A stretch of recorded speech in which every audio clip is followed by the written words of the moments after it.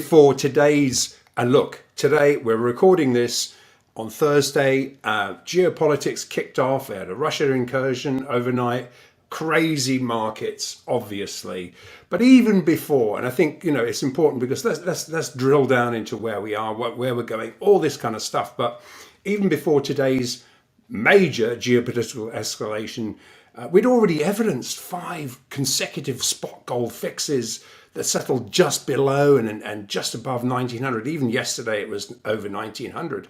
In fact, 1900, then 1904, and today, which haven't even checked where we fixed, but probably about 1930, and because we've just fixed it a second ago. And the last look, this really started the first sort of fixes that moved above the old range.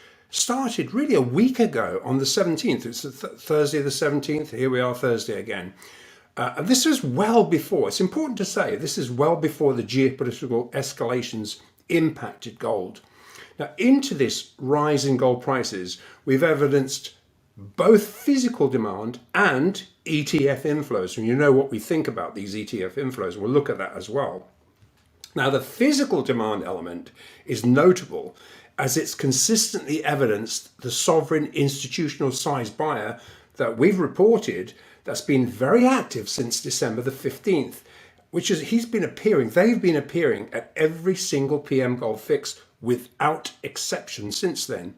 Now, we suspected, remember we've discussed this before, but we suspected it was Russia and China. But if you recall, we also reported a first-tier LBMA bank squaring off all their unallocated gold contracts, which, given we had concluded our clients' transactions now, actually I can now reveal it was Goldman Sachs, who are undoubtedly facilitating supplying to sovereign buyers as well. Now, they're if anyone knows what's going on, Goldman knows what's going on. Now, in fact, look, it's no coincidence that Goldman was out on Bloomberg early this morning saying gold came into this year undervalued. Coincidence timing? I don't know. And they're talking about it has great upside potential. And the interview came through even as gold crossed $1,950. Now, these sovereign buyers have not just been taking advantage of discounts since December the 15th of last year, but also buying into price rises, which is important. It's not just waiting for a discount.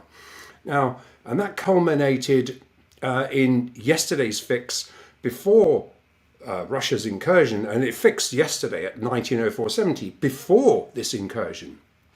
And what was notable was that our liquidity providers said it was in very large size at this level. Now, clearly, somebody knew what was going on. And since then, geopolitics have been the drivers, evidencing a risk on, risk off churn based upon really hourly, daily, even minute by minute news flows. And this is going to continue for a while.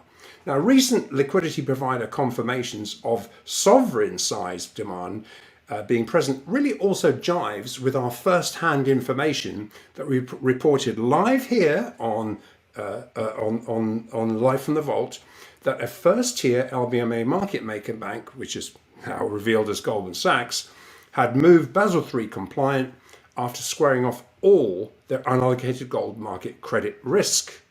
Now, while we cannot possibly confirm that the remaining first-tier market-making LBMA banks who are privileged to have gold accounts with the Bank of England, which are directly related to the BIS, of course, we can't confirm they've done the same, but it's very, very likely that by now they've become NSFR compliant. And we know firsthand that the second-tier Swiss banks and trading desks we deal with had moved to adopt these NSFR standards shortly after the March 2020 EFP blow-up.